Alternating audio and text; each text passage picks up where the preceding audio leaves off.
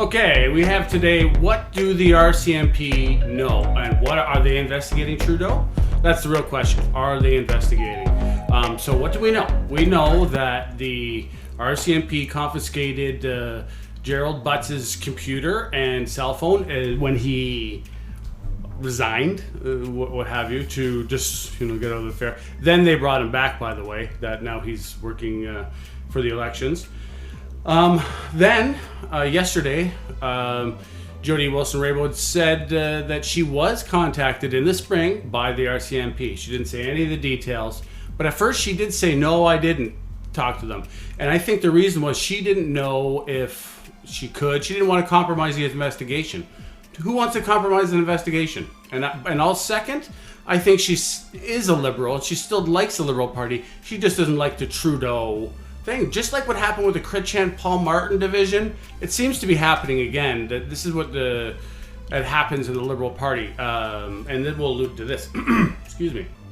So here's a CBC article. And what do the RCMP know here?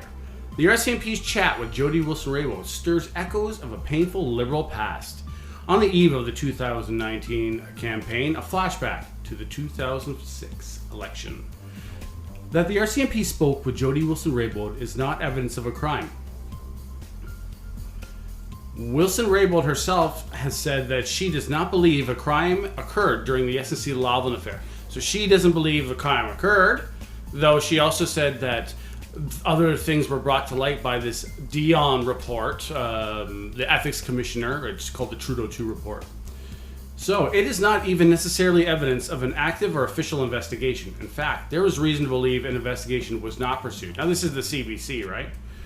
But the news on Friday that the former Minister of Justice and Attorney General spoke to someone with the National Police Force in the spring punctuates another difficult moment in the Prime Minister Trudeau's government. And it stirs echoes of the events of nearly 14 years ago that doomed the last Liberal government. Well, yeah, but this is the second time he's been charged, so it's not the same as that one. It's double speak. The fact that Ethics Commissioner Mario Dion proceeded with and completed his investigation, but he didn't complete his investigation. He said he wanted some more paperwork. It's one file 13. What's file 13, hey, if everyone works in office? He put that away, that he couldn't get it. So if he couldn't get all the information, but he put the report out anyway, I think he put it out premature because of a pending investigation. However, this is what the CBC has to say. The Conflict of Interest Act dictates that a commissioners shall immediately suspend an examination if it is discovered that the subject of this investigation is also subject to a police investigation.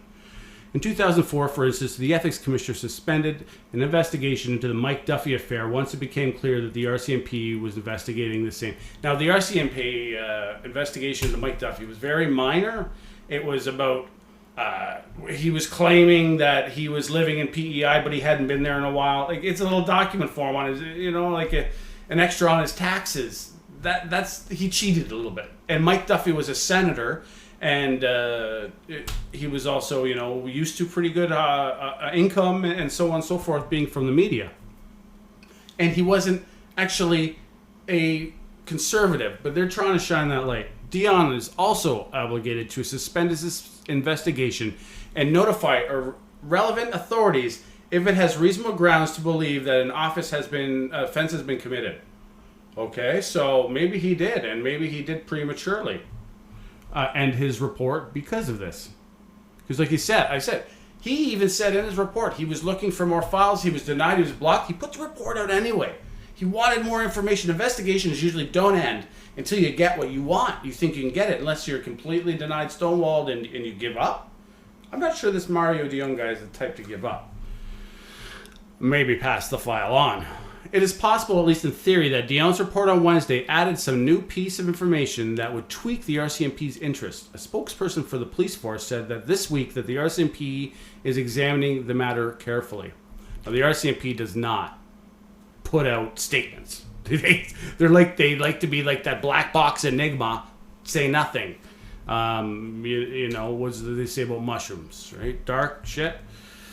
It's possible at theory. Okay, sorry. But it is also possible that the RCMP, for the sake of doing their due diligence, spoke with Jody Wilson-Raybould and soon thereafter decided that no further action was warranted. Okay, so this goes on, and that's his end. But there was also other evidence that they did. We know that they took their computers. They were snooping around. It also was Jane Philpott. It looks like when she was questioned, she was spoken to, but she stayed way clear, like doesn't want to interfere with the investigation. And also, I believe at heart she's still a liberal, wants to be able to come back to the party, both of them. So you can't expect them to be the damning ones. Well, that's what we know about the RCMP investigation. Jake, put your comments down below. Like, dislike, subscribe, and comment.